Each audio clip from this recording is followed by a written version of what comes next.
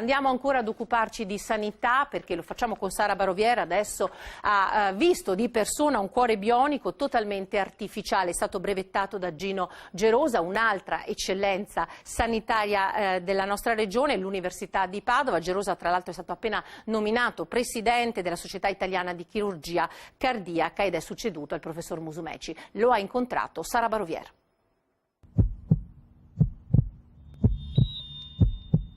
Il suo aspetto è ancora top secret. Sappiamo che è leggero, piccolo, silenzioso, ricaricabile, permanente. Un gioiello che potrà salvare milioni di vite. È il cuore bionico, inventato e brevettato dal direttore del centro Gallucci di Padova, Gino Gerosa, e dal suo team, dopo 30 anni di ricerche.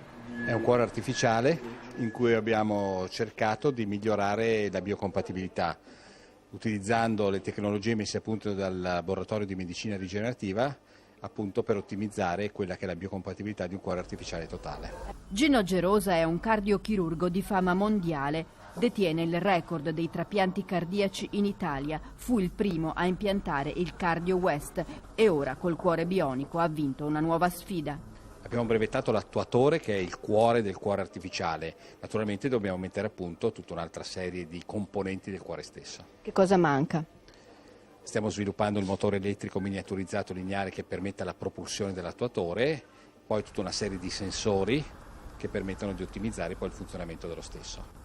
E i vantaggi rispetto a un trapianto di cuore da donatore in morte cerebrale? Allora, non vi è alcun dubbio che il trapianto di cuore resta la miglior risposta terapeutica per i pazienti affetti da insufficienza cardiaca terminale.